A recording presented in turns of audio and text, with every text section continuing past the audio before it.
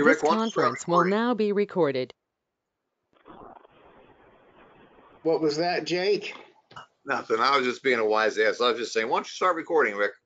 I was just being a wise ass. Don't mind me. We won't. Don't worry. We'll manage. Okay.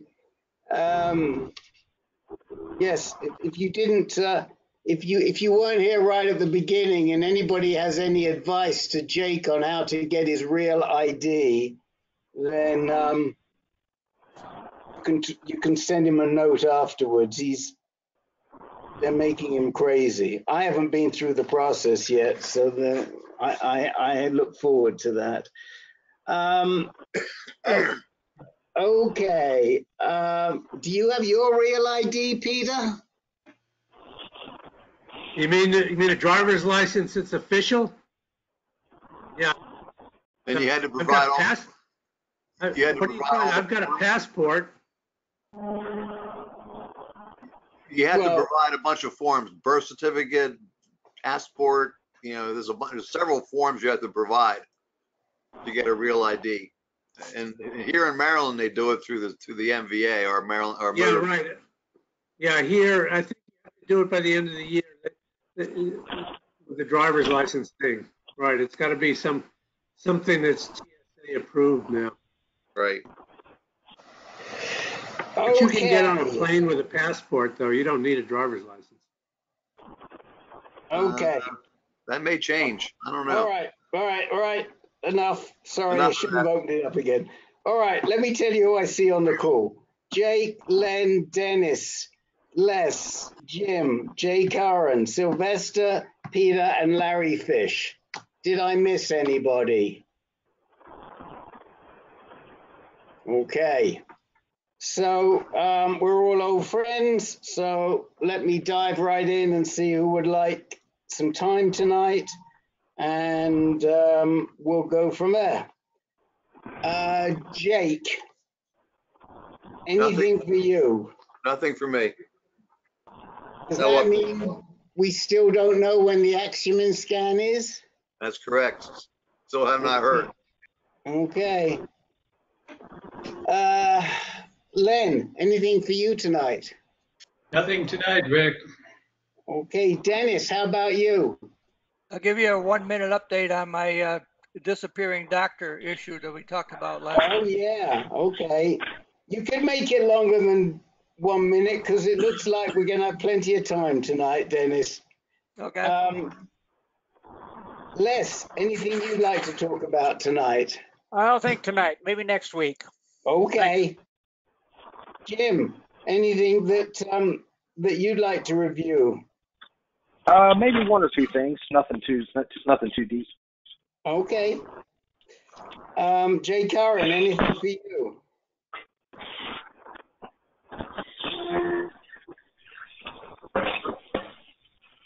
Jay Curran, anything for you? Oh, I got 2 or 3 questions. Okay. Sylvester, anything for you, sir? Just a quick request. Okay, you got it. Peter, anything you'd like to talk about? Yes, I want to open up some clarification discussion on some of the new things that are popping and better wrap my head around things. Okay. And Larry, anything you'd like to talk about?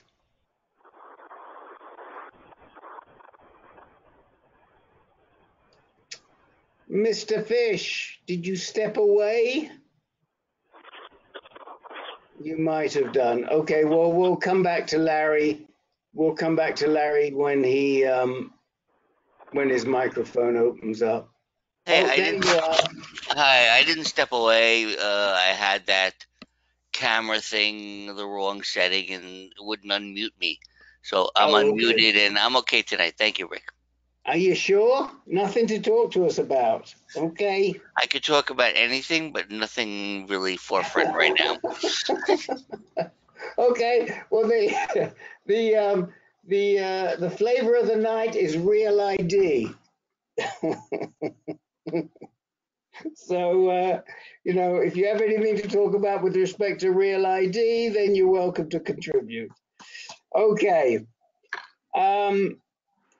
Dennis, how are we doing with the with resolving your replacement doc? Actually, I'm not going to need one. He's leaving his current outfit there, Arizona Oncology, Yeah. and he's joining a new organization here in Tucson. It's called One Oncology. It's I don't know, you maybe heard of them. They're a national organization, I think headquartered in Nashville, Tennessee. But there's a bunch of docs here locally that are going to be jumping ship and joining this organization and building a new facility here. I think it's just off of Alvernon Road. So the good thing is he's going to be here, and I can still see him, get my prescriptions and get my injections and get my blood work all done. So that's a little bit of a relief. And Dennis, is your insurance will cover him, and it doesn't in the new practice? I'm almost positive they will, because the Medicare is I can go anywhere with Medicare, and then my supplement through AARP, I have not had any problem with them picking up the additional costs. Okay. Well, that's great. You know, that's, I think, what we were hoping, that maybe he was just moving to a different place. Yeah, So, you'll probably hear about them sooner or later, because they're it's a cancer organization. Right. Right. So when is this going to happen? It's supposed to happen this month.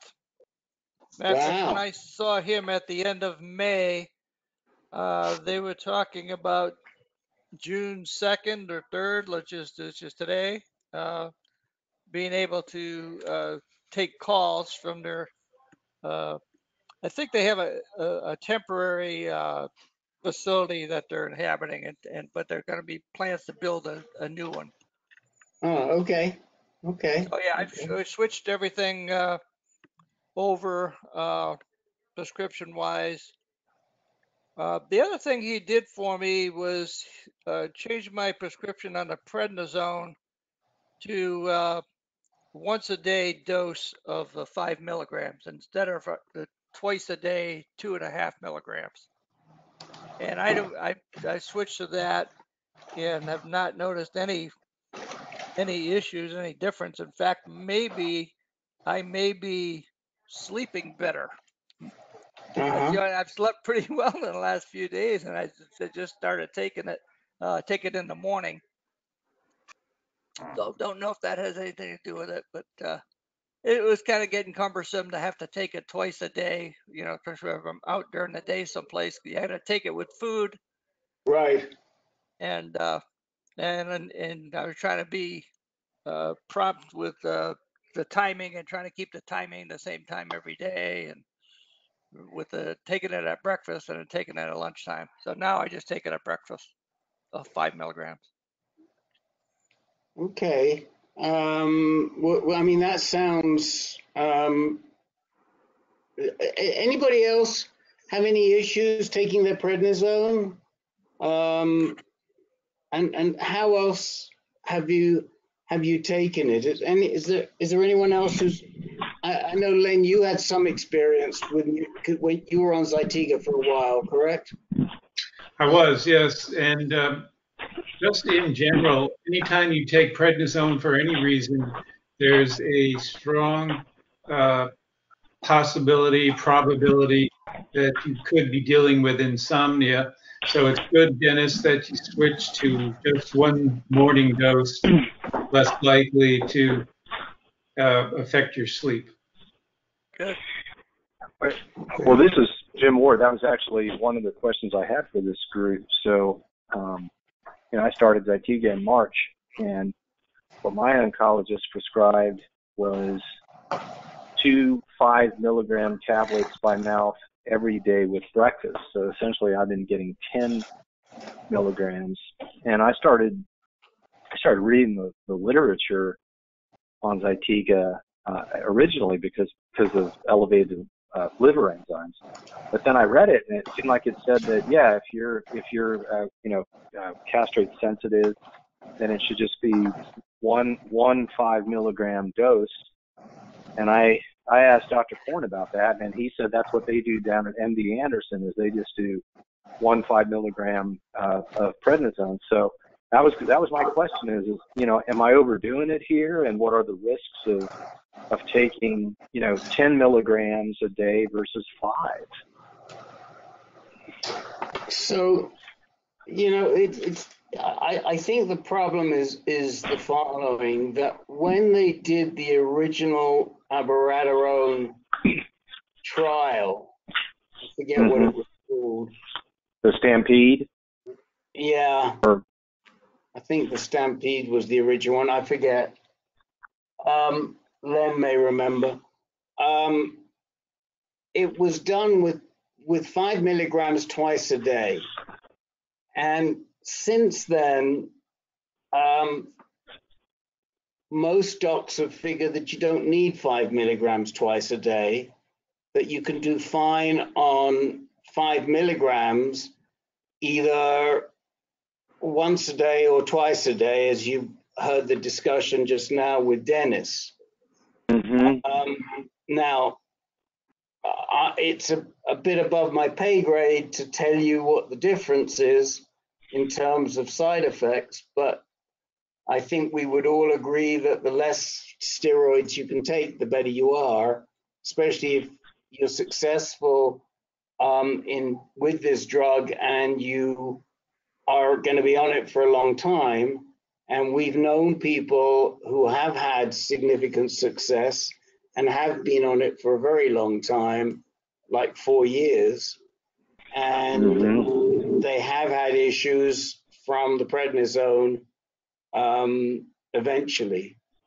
So, and you really do have to take prednisone with the abiraterone.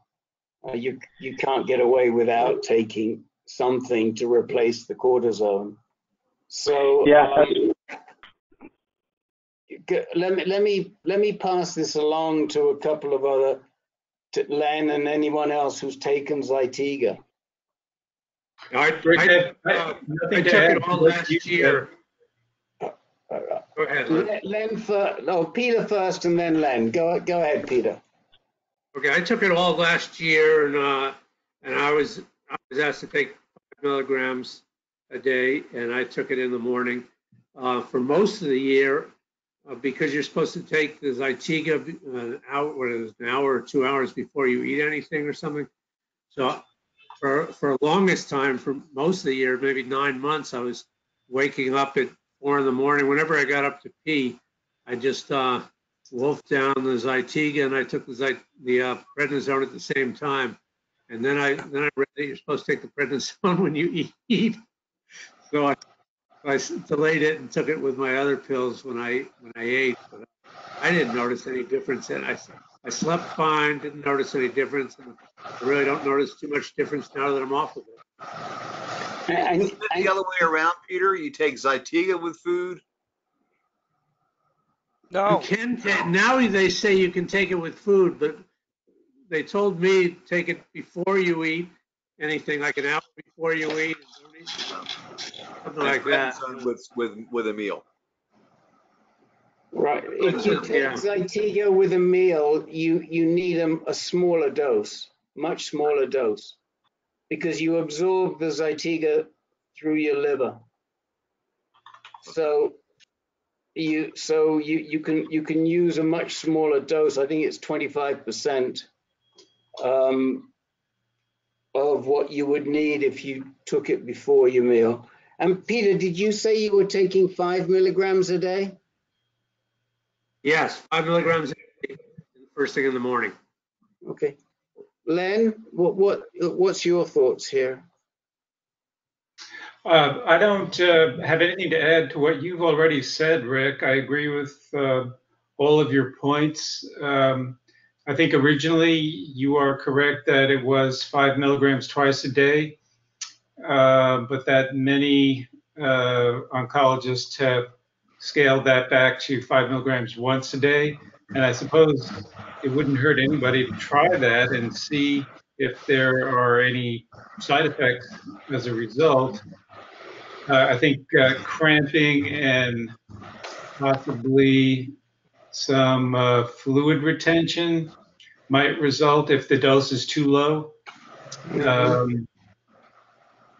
But yeah, Jim, discuss it with your oncologist, see if he's okay with you dialing that back to just 5 milligrams once a day. Okay, great. Thank you. And Dennis, have you been on 5 milligrams in one form or another from the very beginning when you started taking Zytiga, whenever it was, like 18 months ago? Yeah, it's 5 milligrams. I've always been on it. It was just that I was taking it as a 2.5 milligram dose twice a day. Okay. So the only change is I'm taking it the same amount, 5 milligrams, but just take it once a day with breakfast. Okay. Okay. And anybody else on the call have any with Zytiga?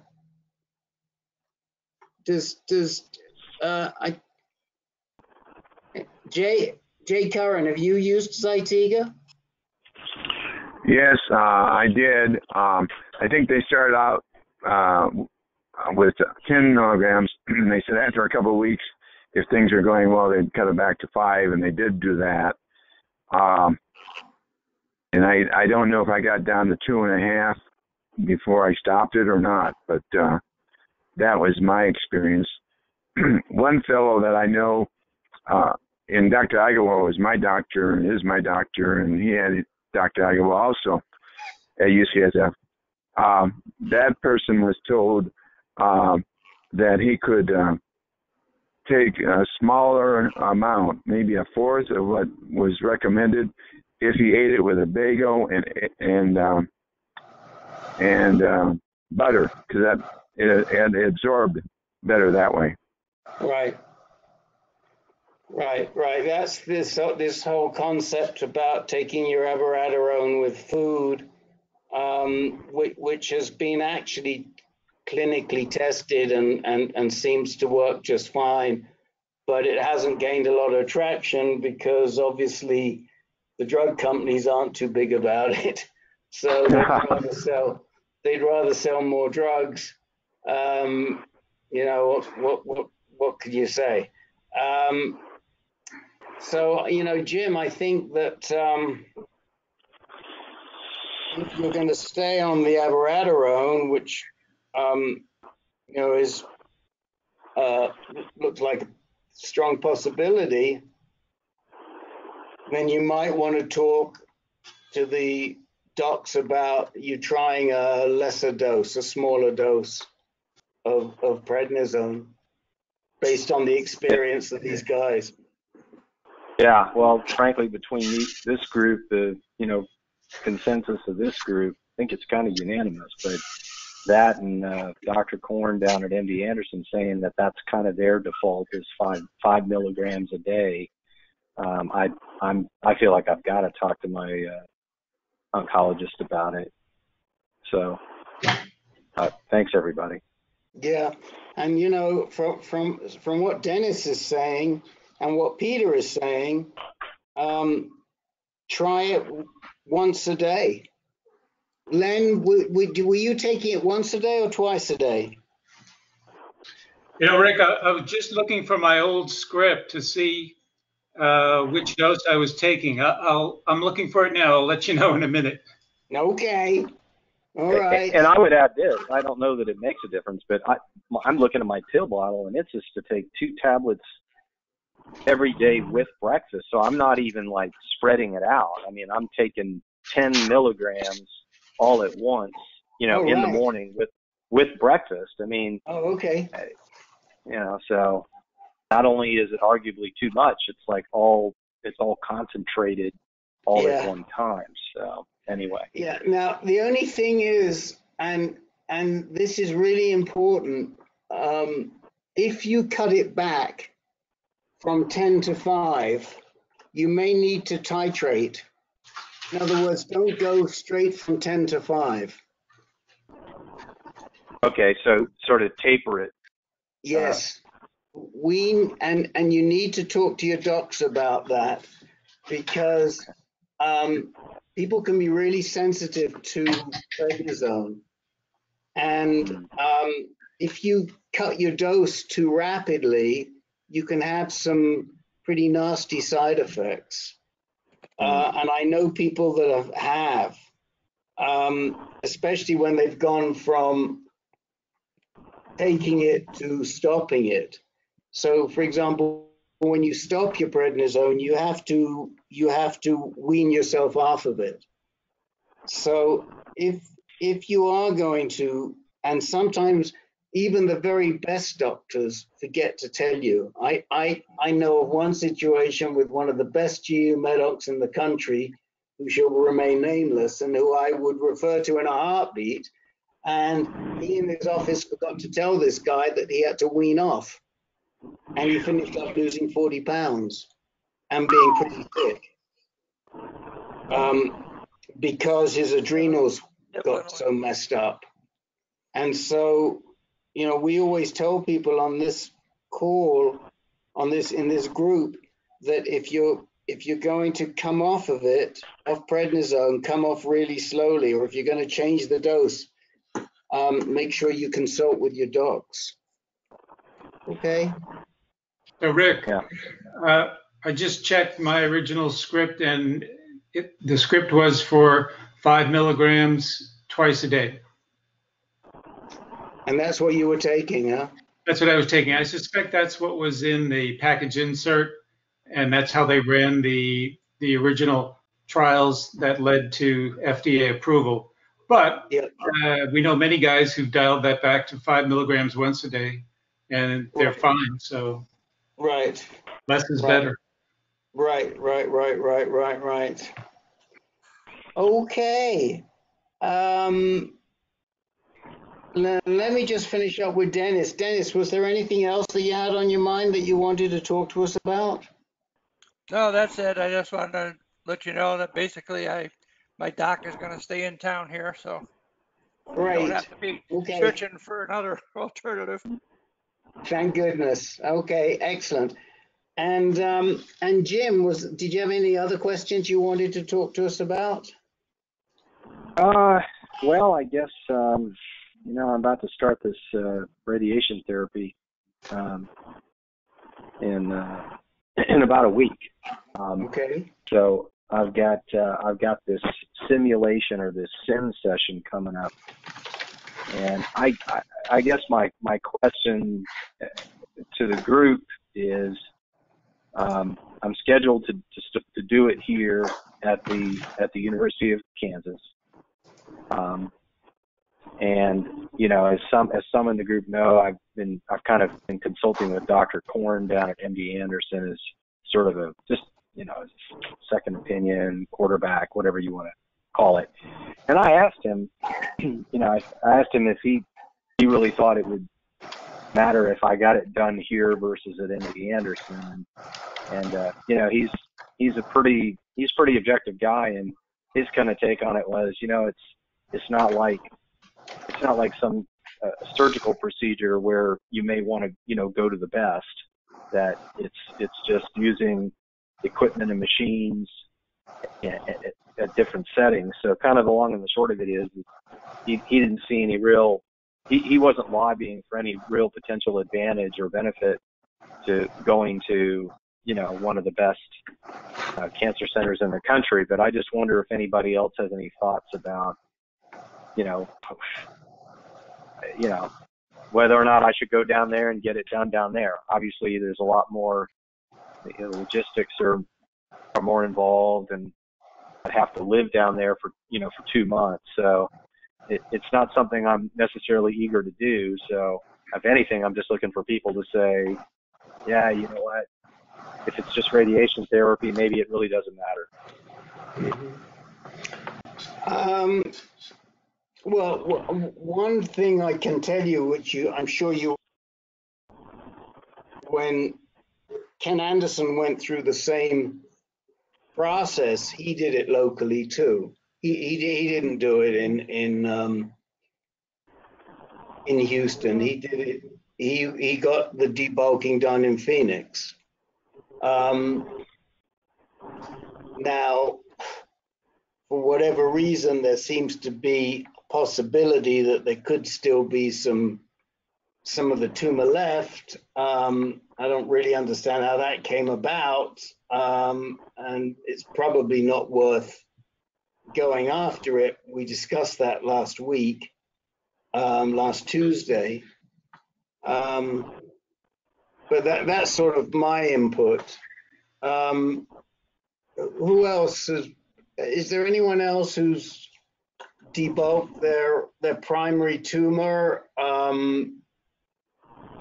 In other words, after they've been diagnosed with metastatic cancer, they've decided that they are going to address the cancer that's in the gland.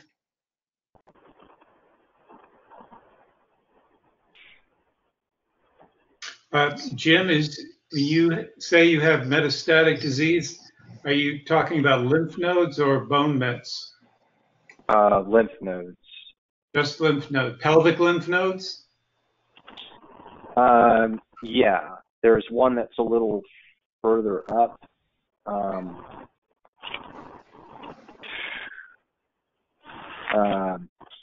Gosh, I'm sorry. Para-aortic? Yeah, it's kind of peri-aortic, I think. So it's like retroperitoneal, but then there's the one that's more like in the aortic area. So further up. Yeah.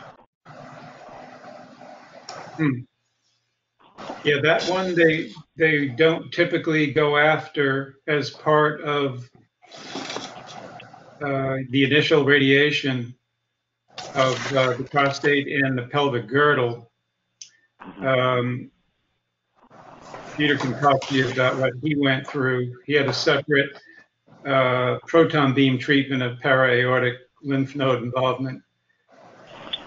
So I don't know if this applies to you, but they recently did a study that was written up by our guest last week, Alan Adele, where they showed that the most effective form of radiotherapy for someone like yourself, without the para-aortic lymph node involvement, was IMRT with brachytherapy boost. That was for high-risk patients with lymph node involvement. That had the best result. Of course, there is a little bit more GU toxicity with that. So what type of radiation are you scheduled for? IMRT.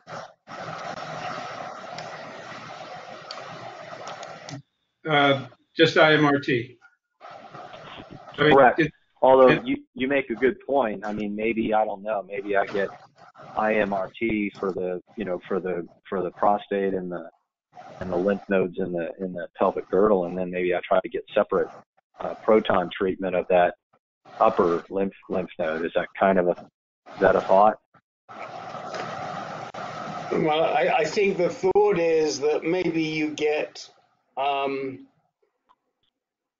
IMRT for the pelvic girdle, and you get brachytherapy for the gland, for the prostate gland, and that's probably. I mean, the thing is, and I wasn't thinking. I didn't reread your history, but I mean, your situation.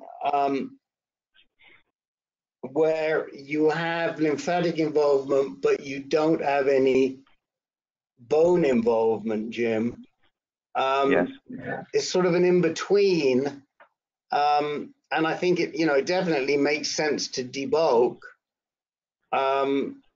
And the article I think that Len's talking about by Alan is in the context of primary treatment. And one could argue that this isn't your primary treatment, that the Zytiga and the ADT are your primary treatment, but we're sort of we're sort of splitting hairs here. And I'm going to send you right now as we speak, I'm going to send you a link to the article that Alan posted that was in the New Prostate Cancer International last week. If you want to talk to Alan too, we can make that happen. Were you on the call last Tuesday, Jim? I can't remember. No, I wasn't. Okay. So Alan was on the call last Tuesday, and he's very, very available. But I do think that for somebody like yourself, it might well be worth looking at Brachy plus. I mean, if it were me, I think I'd be looking at Brachy plus IMRT. Len, what's your thought? Yes, I mean, you can't argue with the statistics. IMRT with brachytherapy for the gland did have superior results for high risk prostate cancer with lymph node involvement. But again, it's a question of how much GU toxicity you're willing or able to tolerate, and exactly how much would affect you is unknown, of course. One thing you should consider, talk to your doctor about the hydrogel injection, the Spacor. Have you heard of that, Jim? Yeah, and they're kind of recommending against it because they think that there might be some rectal lymph nodes involved, and that it might not, that it might not get the treatment. That certain areas might not get the treatment that need to be treated. Okay. Jim, yeah, I think I agree with Rick. You should talk with Alan Adele. Yeah, I guess I'd like to. So you're saying that's what he had done? He had the IMRT and then the brachytherapy? No, it's not what he had done. Alan Sorry. is Alan's one of the most knowledgeable lay people with respect to prostate cancer and its treatment. He had low risk disease, fortunately, or intermediate, I forget. And he has successful treatment, I think, with seeds, but he's exceptionally knowledgeable. And you can, I'll send him a note right after the meeting. I'll send him a note and introduce you, and maybe you can give him a call and talk to him. Like I say, you don't sort of fit clearly into that box, but you're pretty close to it. You are pretty close to it. Jim, Okay, this no, is Peter. I want to go back to your original question. I'm one of those guys that parked myself in a different spot for 2.5 months to do radiation. Mine was not your situation. It wasn't primary treatment. It was adjuvant treatment. Came back after. But I didn't particularly trust the facility. I live in Hawaii. So I did go to UCSF. I shopped around. I looked at other places that were convenient in terms of living situations, but people were generous. For the most part, gave me places to stay. I had to do a little bit of hotel stuff, but I'm really glad I made the choice I did. For one, I asked the techs how much prostate work they did, and when they said 60% of their work was prostate work, because of the prostate radiation to the prostate area is a tricky. You've got your rectal area, your intestinal area. You've got a lot of stuff going on there. Your urinary tract. I wanted people that had some experience, not only the doctor but the techs as well. I wanted the top of the line equipment, and I had symptoms after my radiation.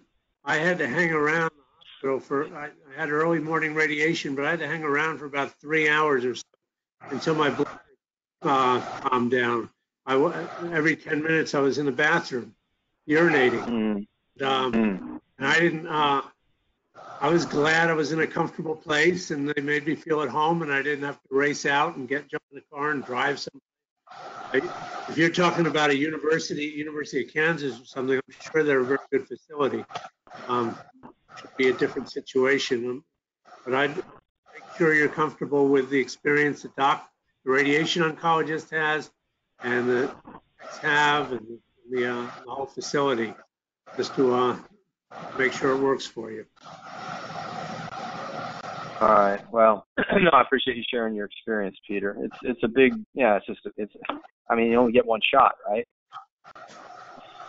Well, sort of. Sort of. I've had 3 or 4 shots so far.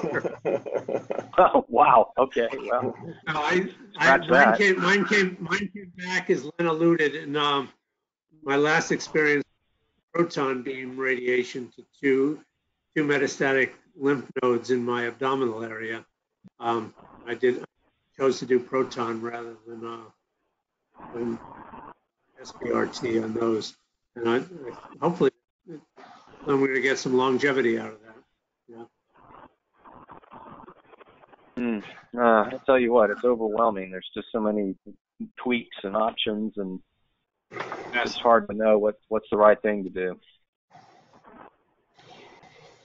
Well, I mean, you're absolutely right. It's very hard, and the problem is there's all these studies, and 9 times out of 10 it seems like the study is just not exactly what your situation is, but close.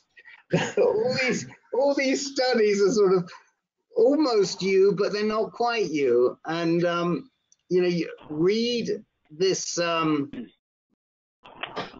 report that Alan wrote. It actually comes from his blog, what does anybody remember the name of Alan's blog? We talked about it last week. I can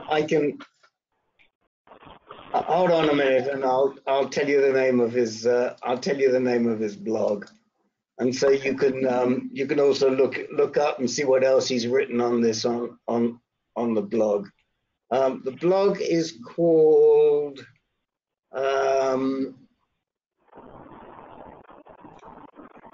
Prostate Cancer News, Reviews and Views.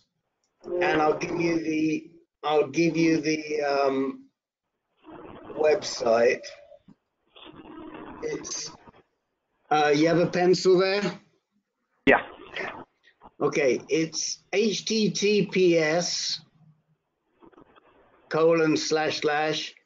P as in Peter, C as in Charlie, N as in Nelson, R as in Richard, V as in Victor. So that's pcnrv.blogspot.com. And okay. And the link that I just sent you is taken from one of his blog entries, and Mike Scott just reproduces it and sends it out there. I see. Okay. So. Okay, got it. So. If you go to the link that I sent you, it's the new prostate cancer info link, but you can see it where it originally came from, and then you can also look in the search box and see what else he's written. And then I'll introduce you to him and have a chat with him. But here's the thing. I think that we would all agree on this call, in this group, I should say, that given that you're on Zytiga, that you're on ADT, that you're, 3 or 4 months out at this point, or a little longer, you were diagnosed in, when was it? Late December. Late December. So you're 5 months along. That, you don't need to rush into this debulking of the primary site. I mean, it's probably a good thing to do as you've concluded. But whether you start it next week or the week after, that's probably not going to make a huge amount of difference. So you should get it right. And where you do it and what you do is important. And the brachytherapy study that or the studies that Alan refers to, it's a study by Sandler, where they analyze the database of 12 major institutions, and it looks at largely Gleason grade 9 and 10 patients, and of course you're a Gleason 8, right? You're a 4+4. Yeah. Right. So, but this was really 9 and 10, and what they're saying is that after 5.5 years, that the people that did best were the people that did brachytherapy and pelvic girdle radiation. Now, it's not your situation. This is it. You're not right there, It's not. Yeah. We can't say, well, this is Jim, because these people were all 9s and 10s. But it certainly would seem like, and there's other evidence that suggests that brachy plus pelvic girdle radiation plus hormone therapy works the best. Somebody like Alan is going to tell you exactly what that is. I can remember people's situations. I cannot remember the studies and all of that. I don't have a good memory for that. But I think there are other studies. And Peter or Len or anybody else, would you like to add to that? Well, it's true. He isn't a perfect fit for the cohort Mets in those studies, but he's awful close, and I'm sure you will not find a closer match.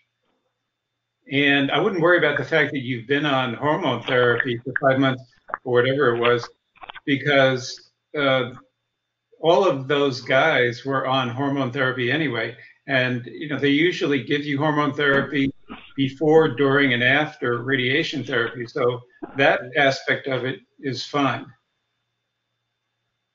To me, I'd say your biggest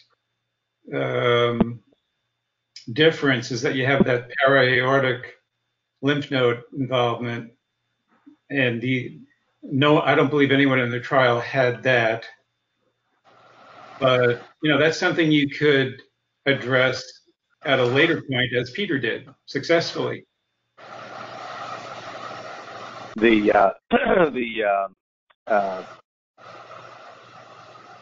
lymph node, just treating that separately using the proton. Yes.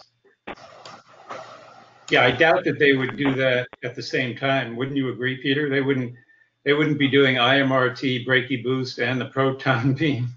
No, they wouldn't. Yeah. Jim, have you gotten a second opinion from a different radiation oncologist? You're using a radiation oncologist in Kansas, and you've only been consultation? Well, I did basically get a second opinion from from a radiology oncologist at MD Anderson. That was just last week, but I don't know. I mean, she didn't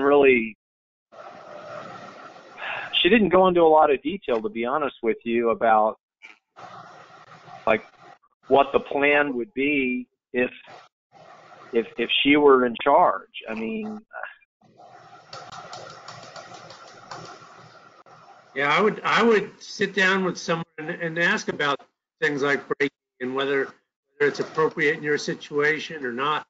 I mean, I at least get some input from a good radiation oncologist on that before you just sign up. Yeah, I think I'm going to have to do that. I mean, part of this is you don't know what questions to ask. You don't like just the whole concept of brachytherapy is not something that was even on my radar until we had this discussion. Right. So I appreciate you guys bringing it up, but yeah, I think I'm gonna have to flag that, and as well as the possibility of doing proton treatment of that upper I'll just call it the aortic lymph node. These are things I'm just gonna have to address, and like I said, I'm supposed to go for this simulation on Wednesday, and I kind of feel like I might need to put the brakes on that.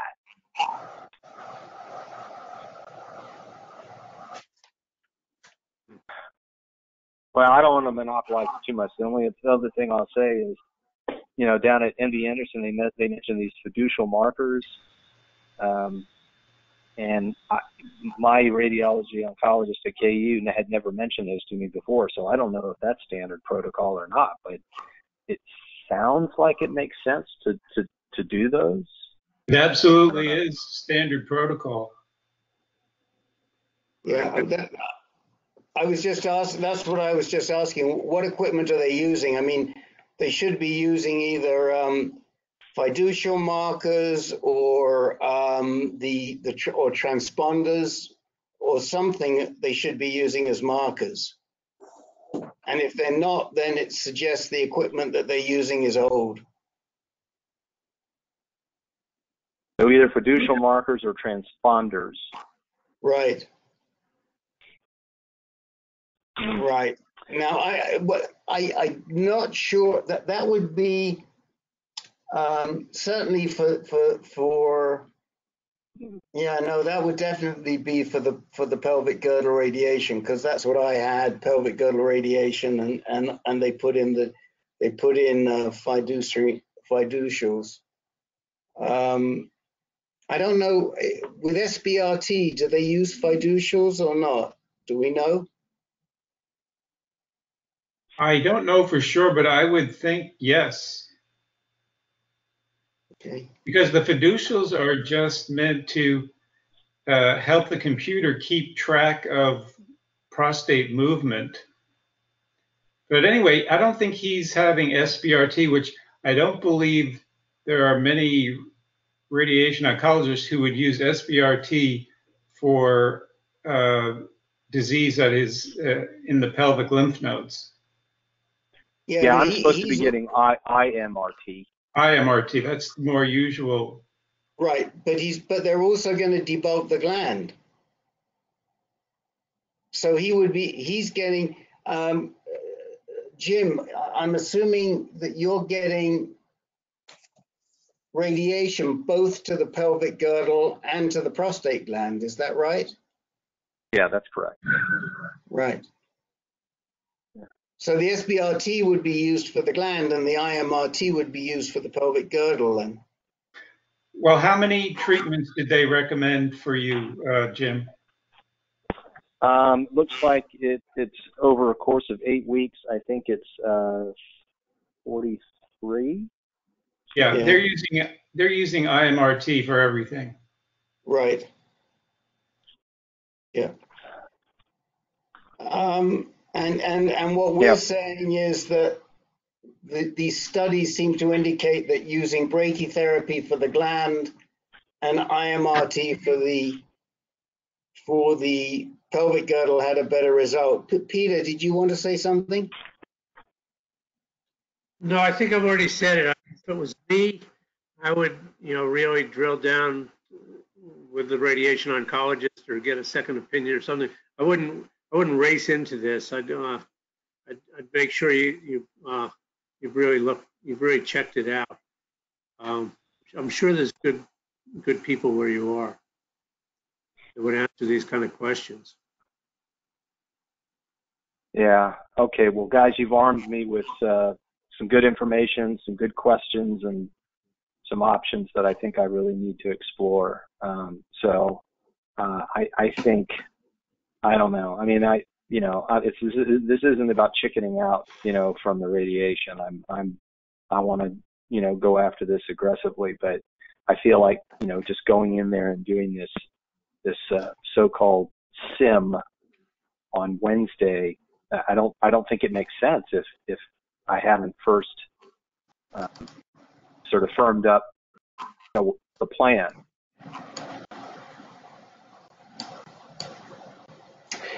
I agree.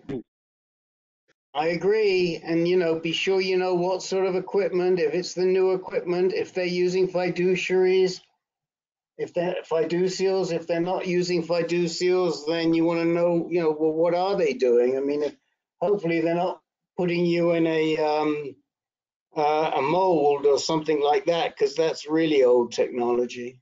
That's what they talked about doing, a mold. No, I would not do that. I don't know, Rick. Rick, I think that they still use the mold. That just helps keep the body still. I didn't use a mold. I know. Peter, did you? Not for IMRT, but I did use it for. They do use it for proton beam because you got a lot of still for that. Okay. Well, anyway, you should talk to Alan Adele about that, Jim. He'd probably know. Yeah, he certainly would know. But either way, whether it's a mode or it isn't a mode, you got to have those fiducials in, because what those do, they put 3 in, and then there's a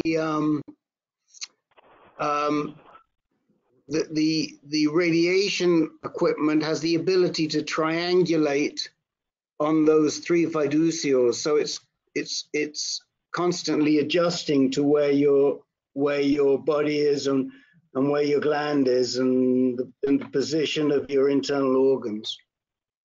Yeah, it makes a lot of sense to me.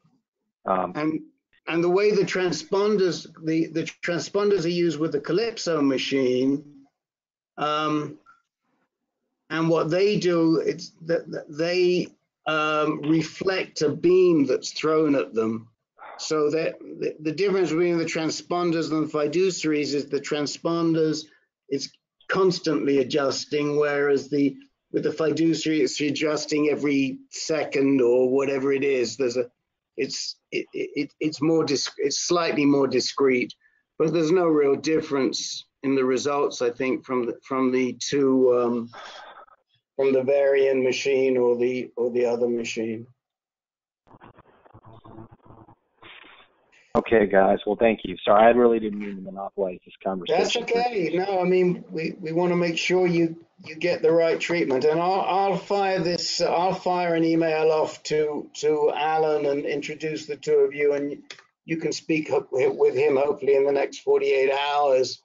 But get some questions answered and hold your horses on the simulation. Okay. Okay, guys. Thank you. This is really, really helpful. Pleasure. Okay. Let us move on to Jay Curran. Hello, Rick. Hello. First question. Is there an organization in Arizona called Honor Health? Honor Health? Yeah, Honor. I'm not aware. Dennis, have you ever heard of Honor Health?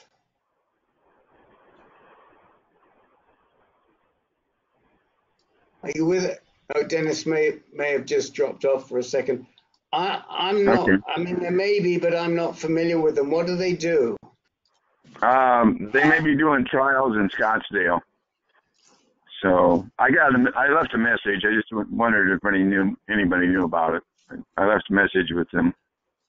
Okay, so hold on a I second. haven't heard anything about it, Rick, Dennis.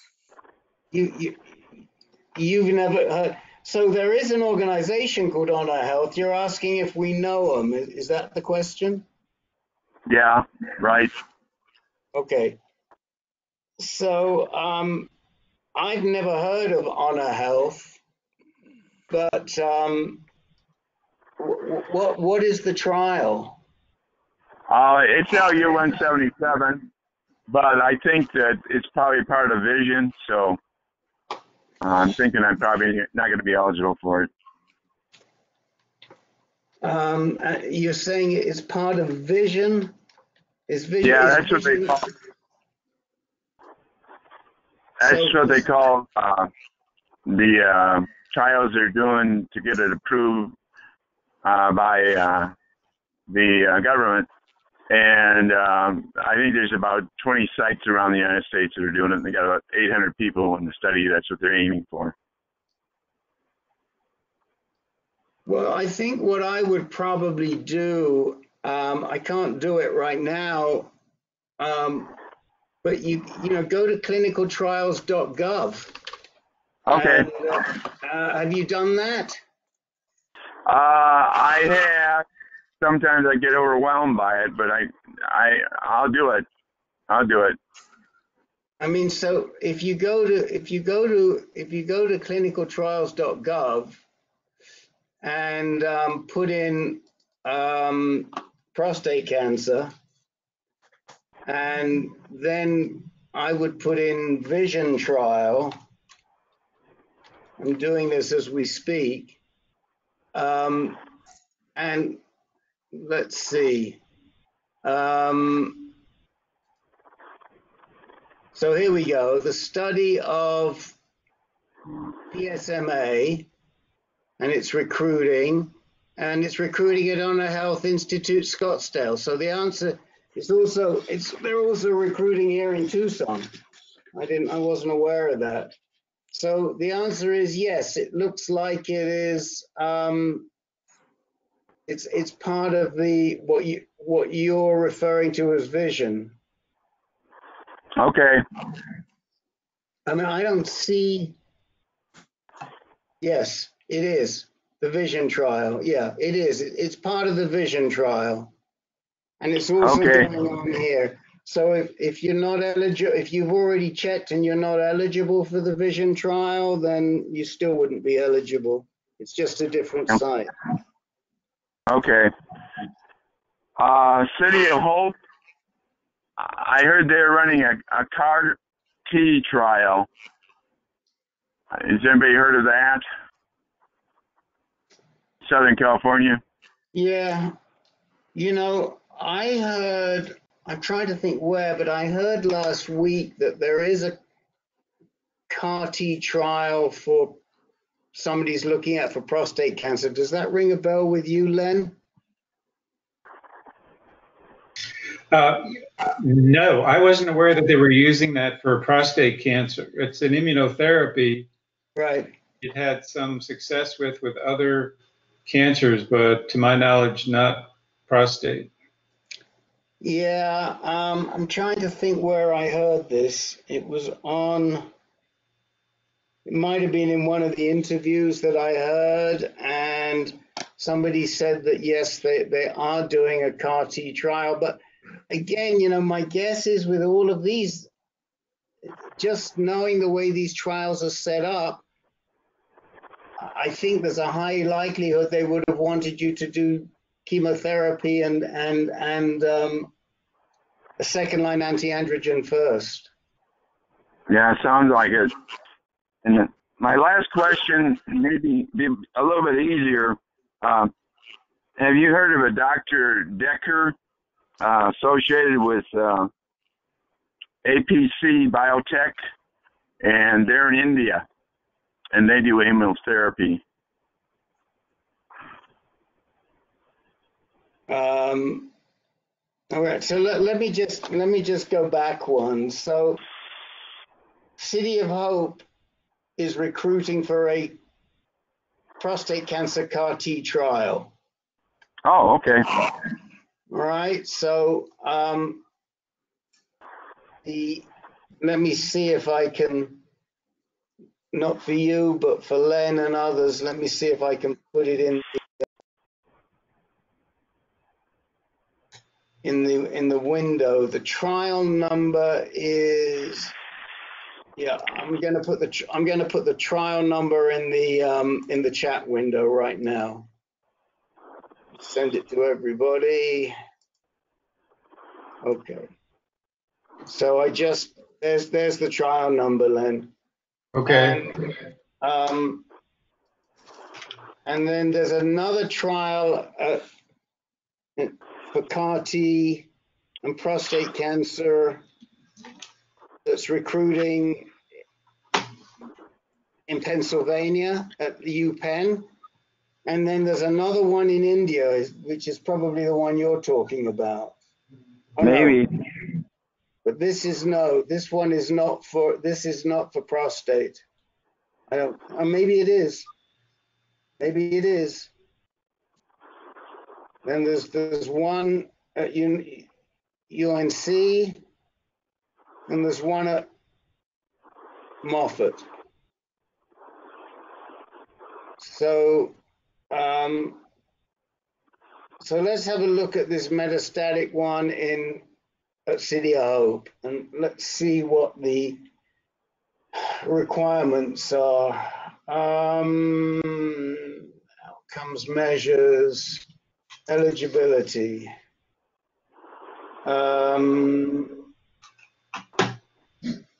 Progression, yeah. Prior chemo with cabazitaxel and or docetaxel. Oh, is allowed but not required. There you go. So did you say that? So it's allowed but not required. Okay. So the trial number on that is NCT 0387 3805. Okay. And that's the one at City of Hope. But there are a couple of others, like I say, the one at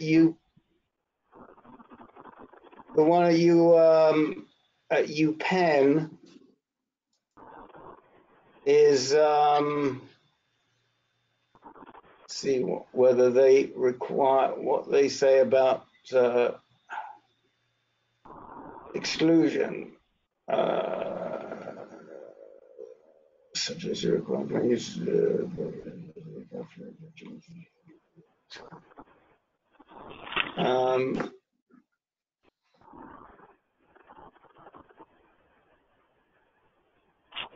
it looks like I'm just looking at it really quickly. It looks like you'd be okay for the UPenn one too. And, all right. but you know what you got to do is you got to go to clinicaltrials.gov and you got to search for, just put prostate cancer under conditional disease, and under other terms just put CAR-T, CAR-T, and you'll bring all of these up. Okay. Okay. All right. And my last question that I was trying to answer, find out about, this doctor, Dr. Decter, is associate professor of pathology and immunology, but he's associated with this outfit in India, and they're called APC Biotech, and their product is APCEDEN, and it's been around for 2 or 3 years. I thought maybe somebody might have heard of it. What's the name of the product? APCEDEN. And some part of their activity has been approved by the FDA. Has anybody here heard of APCEDEN? Okay. Thank you. Okay. Anybody else want to contribute?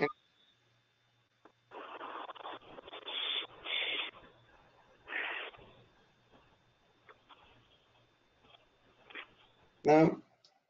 Peter, anything to add? No. Okay. So I'm going to go to Sylvester and then to Peter. So Sylvester, you had a request. Yes, thank you. With the help of my friend, I finally registered for the PCRI Conference in September. And I'm hoping if any of you will be there, please look me up. They won't give you, they give you the room number. And I would like to personally say hello to all of you that I see on these calls and I hear on these groups. And I look forward to meeting you. So please look me up. Well, that's great. I think we're not sure who's going. Peter's in charge of our PCRI activity. And of course, we'll look you up. Well, we couldn't do anything but look you up. But Peter, what's going on with PCRI? I've yet to make contact with them for myself or anyone else. I did talk to Ken a little bit. He's still thinking of going. Yeah, I don't think we're going to haul the big gadget out there again. You know, we might have a smaller profile if we go, but for sure we'll. You know, I'll keep in touch with you, Sylvester, and let you know Thanks, who I know is going. Because I saw Lynn and he had introduced himself, I think the last conference, and I tried, he left before I could catch up with him. I don't know if he left early, but we was in the big room and he was we spent time together, Sylvester. We even have a picture of you and me and Peter together. Yeah, but I wanted to buy you a cup of coffee. Oh. And I tried to catch up with you and I couldn't. So I'm looking forward to seeing whoever's there. Yeah, okay. I think they have a Starbucks coffee bar there, so I'll take you up on that if I go. So far, I don't think I'm going, but well, whoever goes. Yeah. Okay. Now, let me just ask, is there anybody on this call who does not know about PCRI?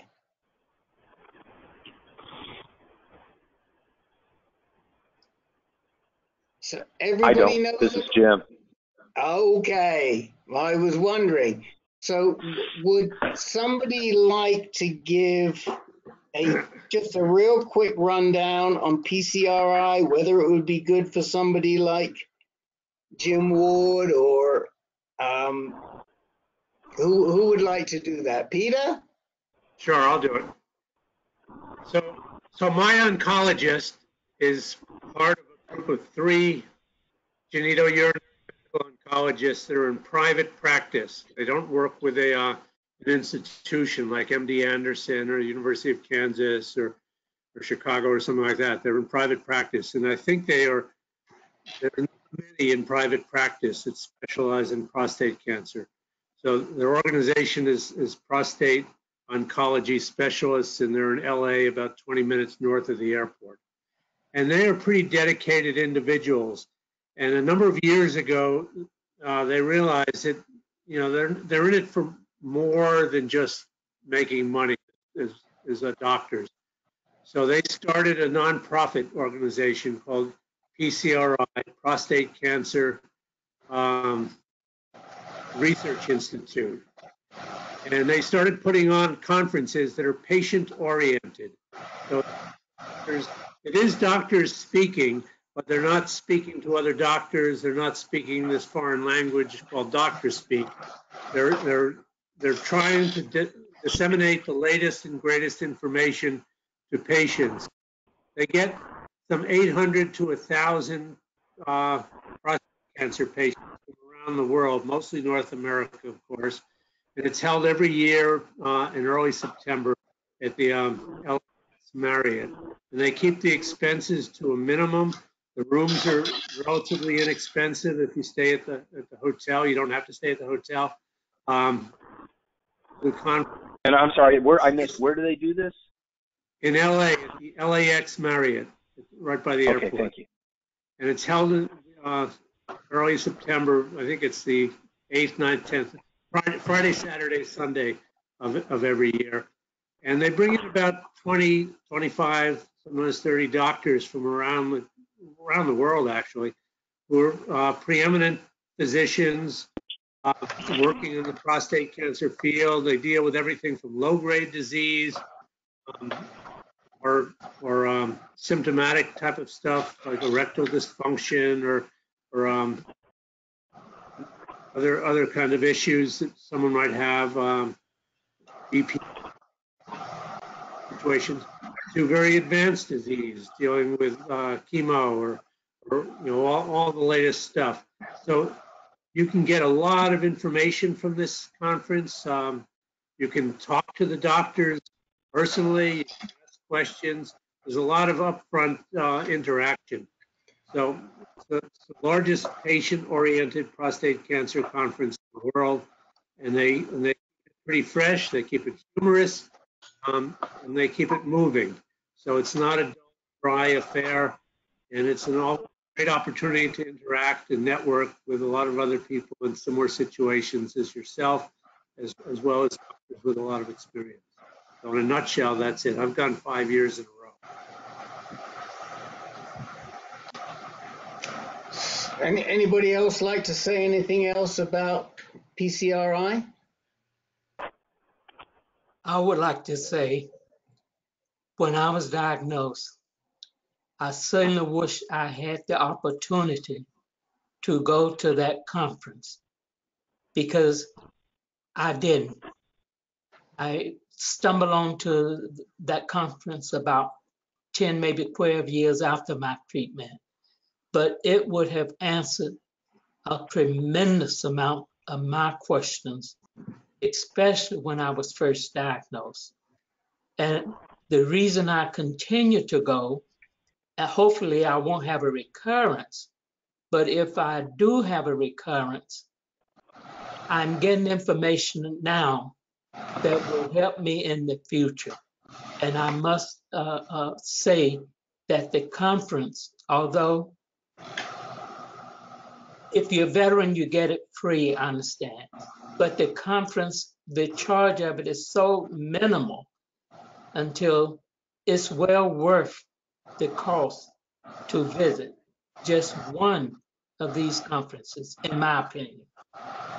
And I can't say enough good things about not only the people that I see at the conference, but the organizers and the doctors who appear and give excellent lectures.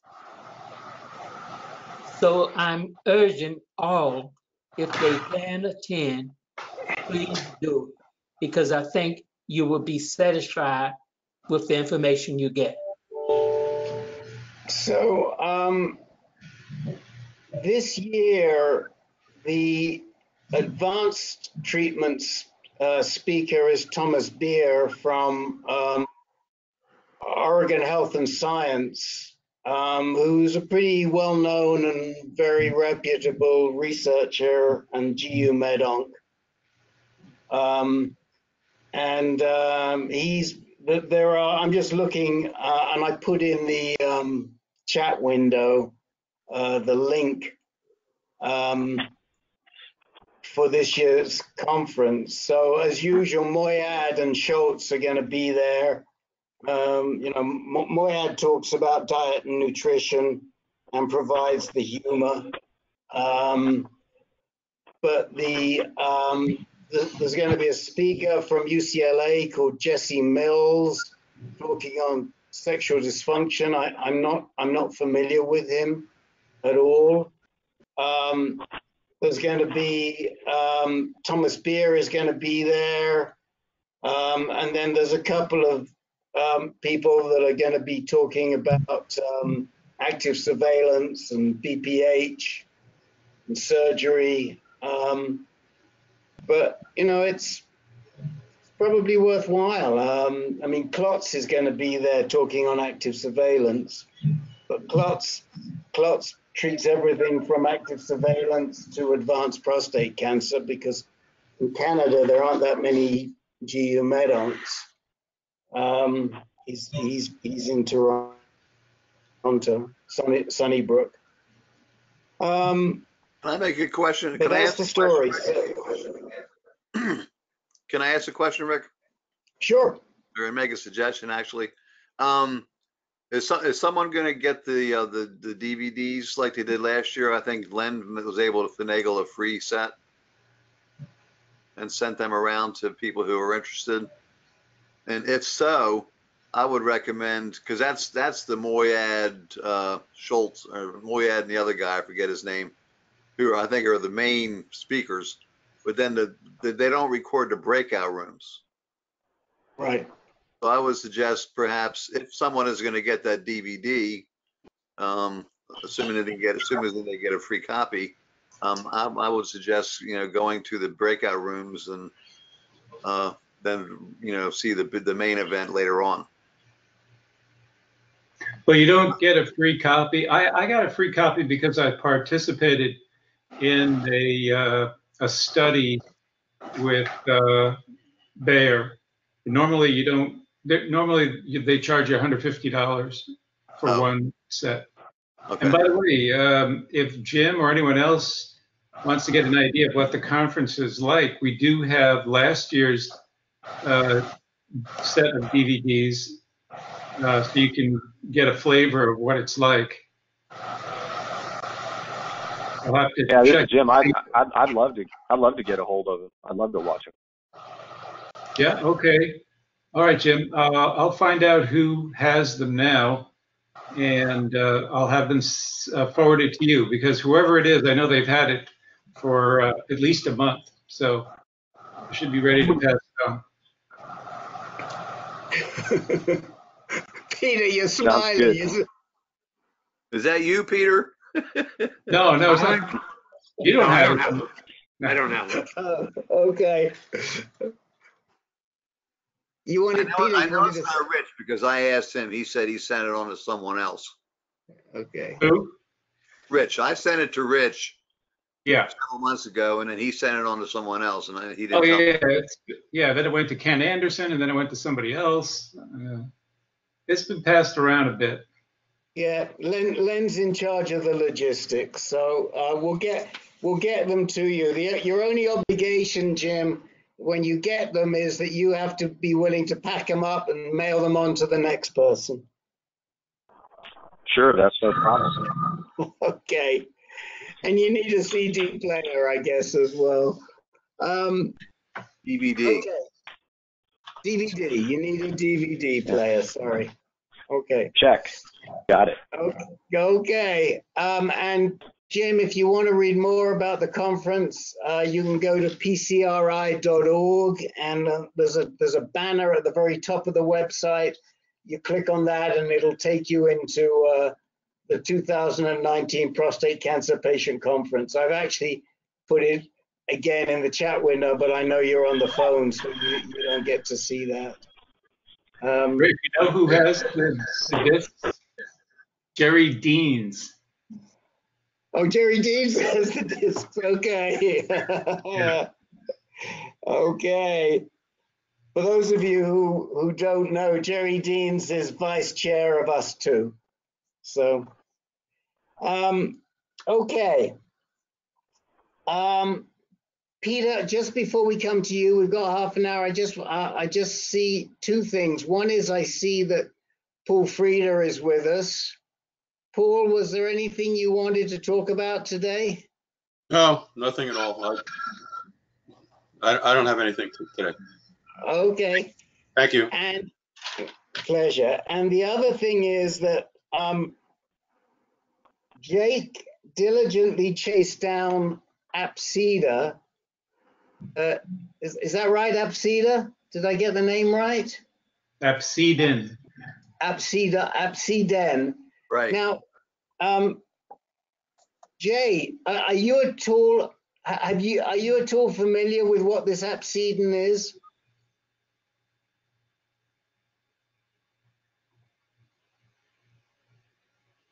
Jay? Are you talking to Jay Kern or Jake? No, Jay Curran. Okay, go ahead. Are you familiar with what this APCEDEN is? Have you researched it at all? Just a little bit. I just found out about it yesterday. It's sort of like Provenge. Yep. They take something out of your bloodstream and they analyze it, and each person is different, and then they boost up whatever it is that will make your own immune system start to kill cancer cells. Well, I mean, from what I see, it's very similar because it's a dendritic cell-based product, which is exactly the same as Provenge. So, I mean, the question, and so, you know, there are two issues that come up. I mean, I haven't read the trial. I'm just sort of found it very quickly. I don't know what the status of those who received it, what their illness status was, because that, of course, was the big problem with Provenge. Provenge showed an improvement of about 4 months. This shows an improvement of about 6 months, but again, a lot of it is based on how sick these people were when they got it. The other issue with you is whether it would be effective based on your tumor burden. And, you know, then the question also is, you know, why wouldn't you try Provenge? Oh, I did a while back. Oh, you did Provenge a while back. I'm sorry, I forgot that. Okay. So my guess is that if you've done Provenge, it's probably not going to be that much different. But I don't know for sure. Okay. They give this one. Yeah. They give this one case history. Of course, it's just one person. He said he wasn't able to walk more than a block. His PSA was 200. His Gleason was 9, and now he's good. But that was in 2018. So whether he's still alive or not, I have to try to look that up. Right. You know, the question is how extensive was his disease, and 30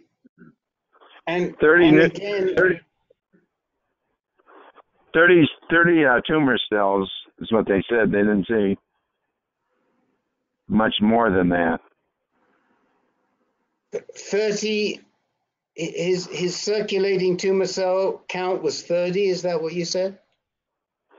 Yeah, 30. Yeah, but more than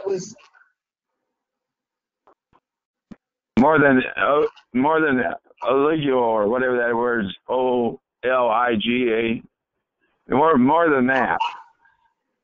Okay, so he not his circulating tumor count, but he had 30 different sites. Is that what you're saying? 30 different lesions? Yeah, 30 tumors at diagnosis with tumors all over his lymph nodes and his neck. Okay, well, you know, I think the question is, and I don't know where it would be available, but I don't know that it would be significantly different to the Provenge that you got. I mean, the question you've got to ask, and you could ask Agarwal, is APCEDEN different from Provenge? Right. Yeah. And having had Provenge might even disqualify you for trying it in the first place. I don't know. Well, this is a commercial operation in India. I mean, they wouldn't have any qualifications since it's not a trial. But I hear what you're saying. I mean, it is approved by the Indian FDA, but it's, I don't think it's approved by the American FDA. So you may have a hard time getting it, and then you might find out that previous Provenge treatment may be a disqualifier. Because like Rick says, they're very similar. And it could be, they might even be different brandings of the same procedure. Different licensing from country to country. Yeah, because the Chinese now own Provenge, and I've heard that they're trying to expand the use of it, and it could be that it is the same. It could be the same technology and just a different name. I mean, Agarwal is the person that would know, I think. Right. Yeah, I'll see him in a few weeks. Okay. Okay. Have I earned my salary for the night, Rick? Oh yeah, you certainly did. Make a note of that, Len. Duly noted. And Capacitor, by the way, one of the I asked Len if he'll give us a brief update on ASCO, and which he'll do for next week.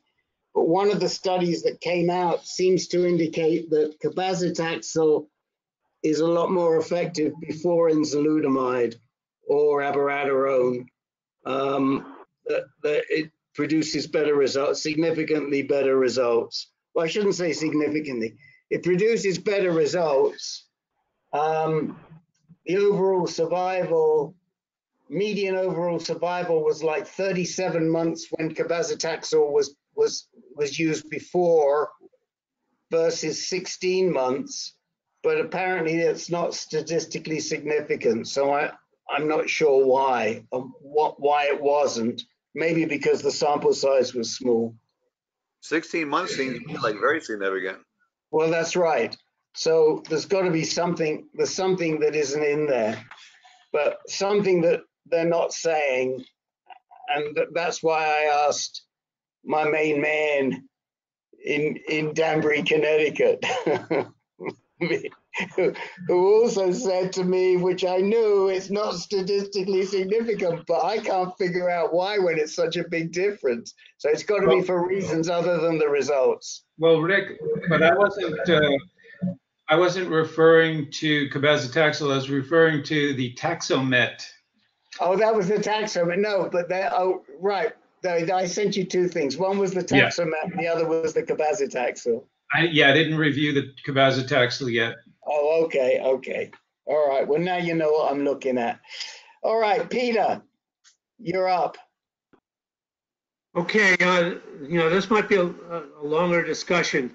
It's not so much. I'm getting a little confused because there's a lot of information starting to come out from the Chicago meeting. Hitting papers and this and that,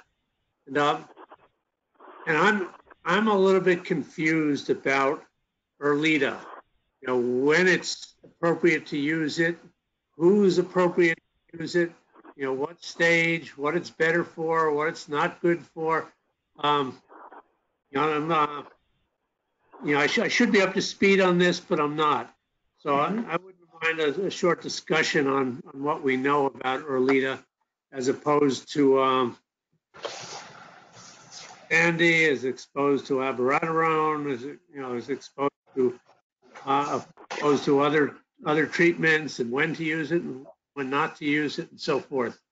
So what's the latest and greatest on ERLEADA? Okay. Len, do you want to review the Titan trial? I'm afraid I'd have to look at it again, Rick, because I'm confused myself between that and the Zytiga monotherapy trial. That's the one I remember better. where they So showed let me- that Zytiga alone was just as effective as Zytiga plus ADT, which is to say Lupron or Firmagon, in suppressing testosterone levels. So now, Peter, were you talking about, was it an Erlita monotherapy trial? Well, it I was don't know Alida about the plus. trials, but it keeps coming. I mean, it's a buzzword these days. You know, this new wonder drug, Erlita, and you don't have to. No, but it's not. It's not. It doesn't. I mean, to me, it doesn't come across that way. Alida is another alternative. I mean, I don't see it being presented as a wonder drug, but I think it's a good drug and it's an alternative to enzalutamide because it works in a similar way. And the third part of these drugs, the third one that we expect to hear about sooner rather than later is darolutamide, right? Which is a little bit different, and that's the one that Len was involved in some focus groups on at PCRI last year. So the issue with the, not the issue, but the apalutamide, which is Erlita, was originally approved for non-metastatic hormone-sensitive prostate cancer. Correct. Non-metastatic hormone-sensitive prostate cancer. Now, the definition non-metastatic is a little loosey-goosey because it included lymphatic involvement. So essentially what Janssen was doing was trying to create a category by redefining what is metastatic.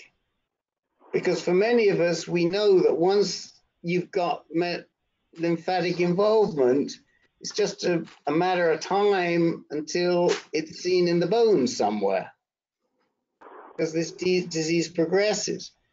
But they called this, for want of a better name, non-metastatic. And what we just saw at the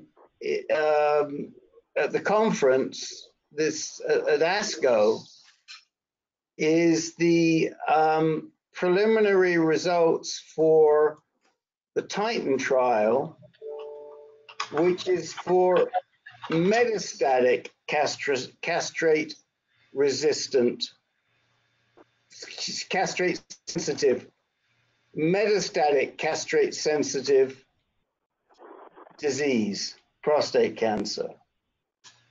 So what they said in there, and you know, one of the things that I thought was pretty impressive was that the side effects between those who were treated just with ADT versus ADT plus Erlita, the side effects were very similar. But Len, this is why I always have to pass stuff past my man Len. Len said to me, yeah, but they're only talking about grade 3 and 4 side effects and not grade 1 and 2 side effects. And they don't report anything. In the poster, I guess they didn't report grade 1 and 2 side effects. Here are the results. That they took 525 patients were on apalutamide plus an LHRH drug. And there were 527 patients who just were on just on the LHRH drug. Okay? Right. and both groups were on continuous ADT, and you could have had chemotherapy. So it wasn't, you were not excluded if you'd already had chemotherapy. The median age was 68, and 8%, that's 1 in 12 people, had been treated for localized disease, meaning of these 1,052 patients, 8% of them had had primary treatment, and 11% had had prior chemotherapy. Okay.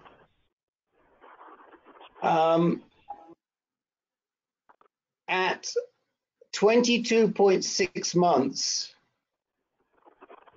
2/3 of the people on apalutamide and just under half of the people on the placebo were still getting treatment. This was a double-blind trial.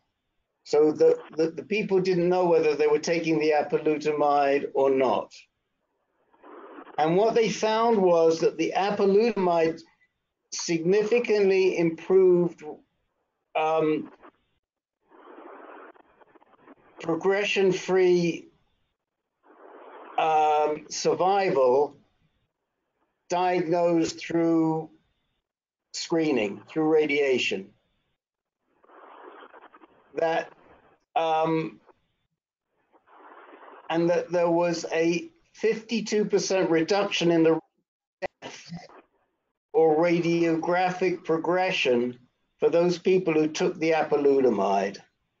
So that's those people who took the apalutamide versus those people who were just on LHRH, right? That's not to me, that doesn't say it's a wonder drug. It just says, you know, it's a good drug just like abiraterone or just like enzalutamide. Right. Today's Maui News is not like the New York Times, of course. It just throws the AP articles out there. So the way they reported it, you know, they didn't drill down into anything, the AP.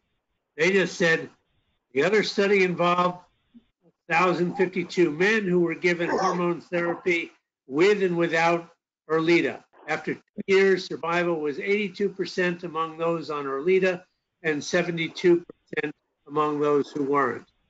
So, I mean, it's a significant statistic, but it doesn't say anything about, you know, whether they were advanced cases or, you know, low intermediate. I mean, you don't know a lot of information. They just throw these numbers at you, and they paint it as though, you know, these new drugs like Erleada are, you know, big lifesavers, and they might be. I'm not belittling it, but I guess the question is, then they go on to say that the cost is so high that most men don't have it except to do chemo because they can't spend $10,000 a month on Erleada or Zytiga or anything else.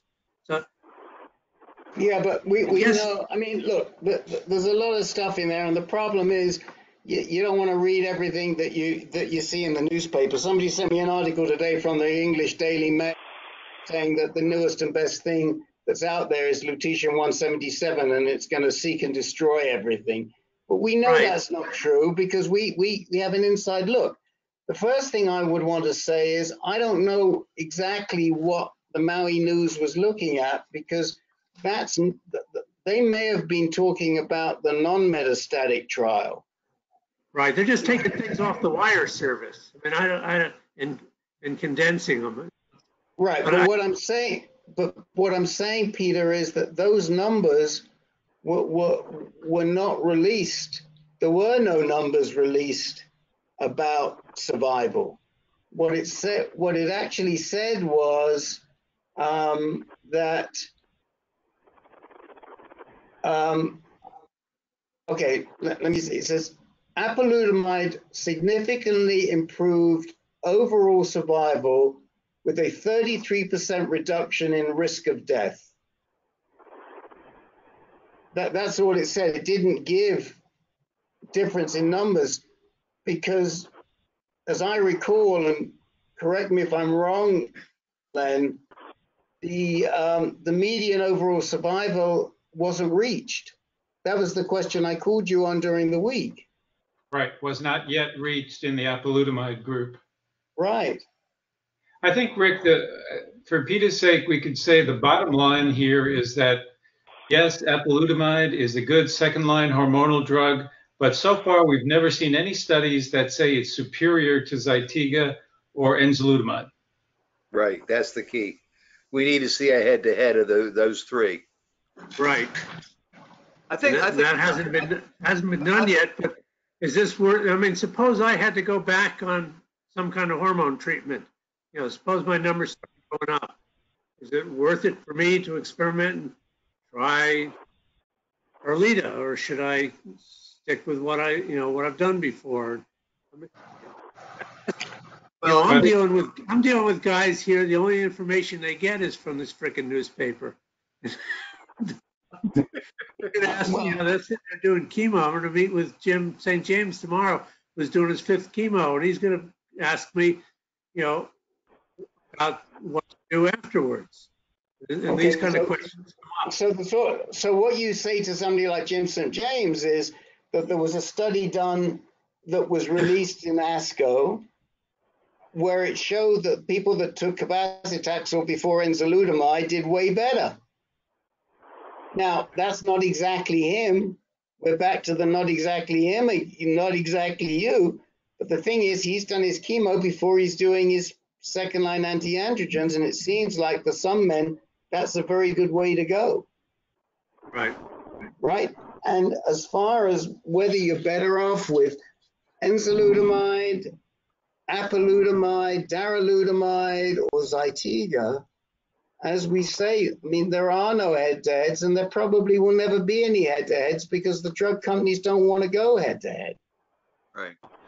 Rick, I do think one of the advantages of apalutamide, if I remember correctly, and you can correct me if I'm wrong, but apalutamide does not cross the blood-brain barrier. That's darolutamide. Is that darolutamide? Yeah. Right. Okay. All right, I stand corrected. Yeah, and we don't know, we haven't heard enough results regarding darolutamide just yet. So that is a bit of an issue. But Peter, I mean, if you go, I mean, I can send you these results, and if you look on Mike Scott, he reported these results as well this past week. Did you see that? Yeah, but again, the reason I brought it up is I just get confused. The more choices, it's like going to look for a new toothbrush or toothpaste or something, or dish soap. I mean, there's just too many choices for us, and it was a lot simpler when all we could do was Lupron. Well, it was a lot simpler, but it wasn't as good. I mean, Jim Ward asked me during the week. Well, Jim Ward said to me during the week, should I be talking to the docs about apalutamide? Well, the thing is, he's already started the Zytiga, so let it run its course. Then afterwards, ask the docs. Do you think I could be good for apalutamide, for darolutamide, for enzalutamide? We know that enzalutamide doesn't give you a heck of a lot after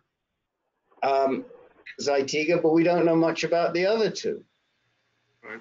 This is Jim. By the way, Dr. Korn, I presented that question to Dr. Korn, and he basically said he thinks Zytiga is still the gold standard. Those are his words. Okay. He basically described apalutamide and these others as, quote, me too sort of alternatives that aren't better. That's the way he put it. But. Well, the only thing I would say about that is that Zytiga works very differently to the other three drugs. So it is very much a different drug. I'm not saying that makes it the gold standard or it doesn't make it, but it works in a very different way. Len? Well, the other factor is the FDA approvals. You know, if it's not approved for metastatic hormone, not, you know, for metastatic cancer, and apalutamide is not, as far as I know, then the insurance companies probably won't pay for it, whereas they will for Zytiga or enzalutamide. Right. I mean, well, they probably will not, but you know, again, that's loosey-goosey, because some of them are, when if it's approved for non-metastatic, hormone sensitive, and somebody comes in with metastatic hormone sensitive, there's a good chance you can get them to pay for it. And some of the doctors are doing it. You know, some of the doctors are getting these drugs. I don't know how they do it, but they do.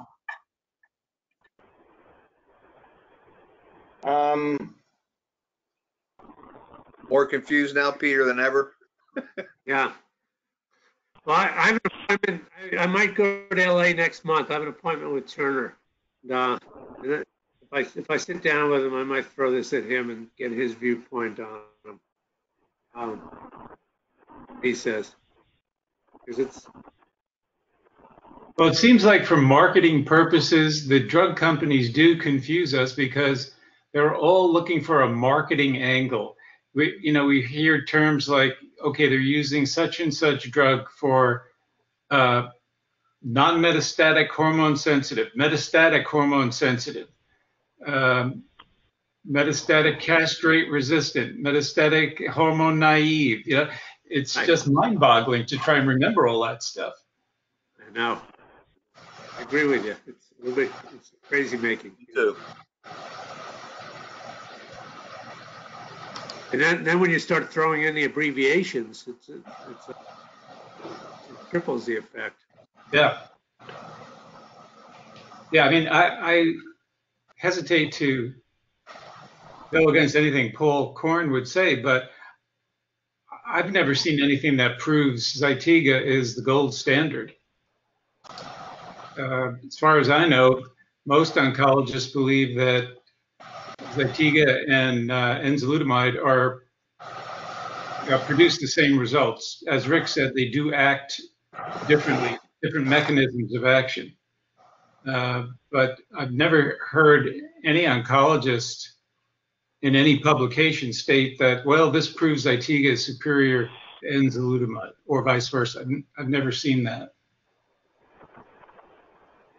Right.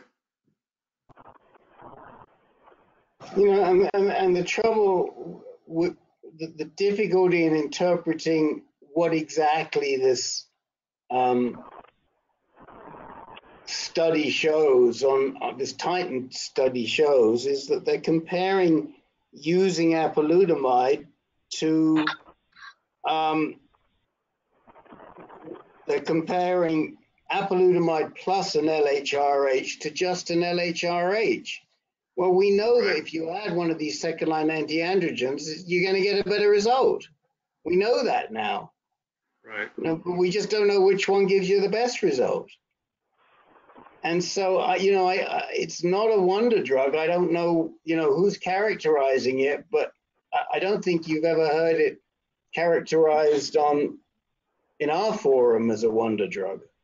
No, I know. I was being a little facetious, but I just want to just put it out there to get a little more understanding. I think it's a good drug. It may be a better drug than enzalutamide. I'm not sure. I mean, there was another trial that came out that showed that enzalutamide is just as good as using enzalutamide and abiraterone at the same time. Oh. And that there's no advantage to taking both at the same time. Other than the fact that, I didn't see this, but I can't remember, but I would think the side effects using enzalutamide and abiraterone at the same time are pretty tough. Yes. Just but I can't remember what it said, but there was certainly no survival or radiographic progression-free survival benefits.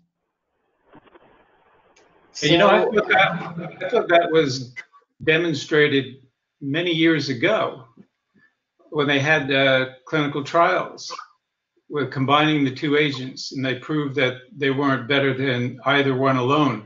And in fact, I can't recall the guy's name, but there was a Canadian guy who was a skier who who died, and he was in that trial with enzalutamide plus Zytiga. It didn't help him at all. Yeah. What was his name? Yeah. Pierre? Possibly. Yeah, I think it was French Canadian.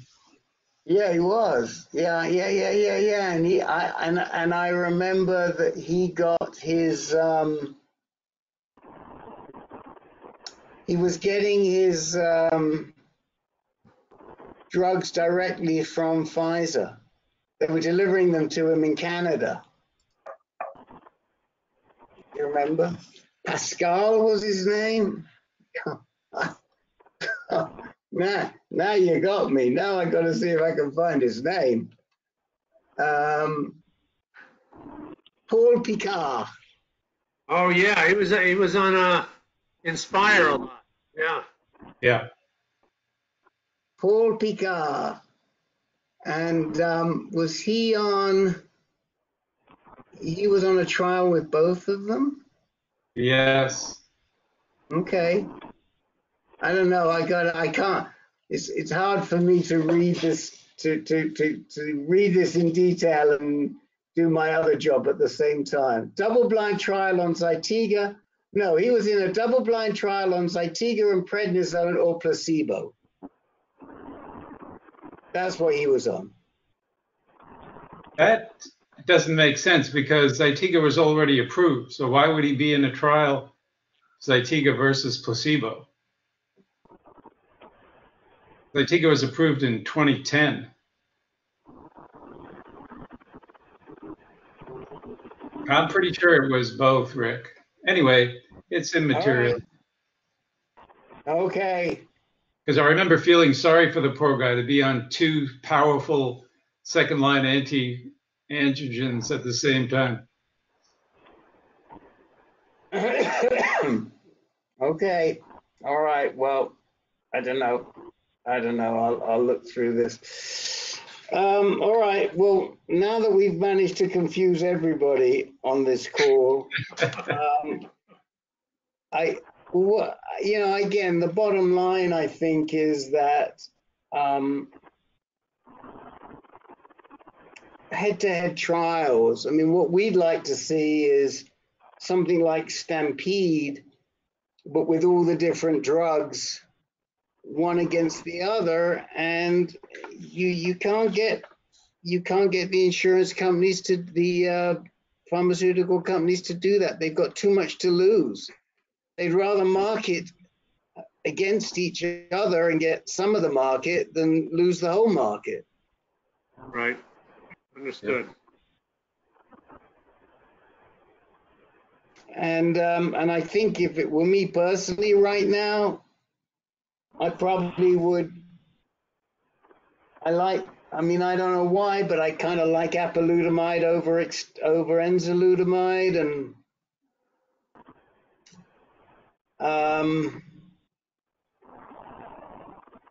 and then you've got to decide: do you want to do an anti-androgen versus something that works on the androgen receptor versus something like Zytiga that stops the cancer from finding its own testosterone. So, all right, guys. It was a good conversation, Peter. I'm glad you brought it up. All right. Thank you for sharing your confusion with everybody. and see if you can get the source of those numbers from Maui. Well, I should have said they're just using a wire service. They're not. Okay. Which wire service is it? AP. Associated Okay. Press. All right. Well, maybe we'll try and see what AP put out on apalutamide in the last couple of weeks. All right. 3 minutes past 7 here. 3 minutes past 4 in Hawaii. And 3 minutes past 10 in Maryland. Oh, he's talking to the wife, I think. I don't know who he's talking to. Our man in Maryland.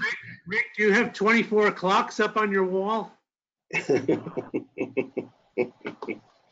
No. Were you talking to me, Rick? We were actually.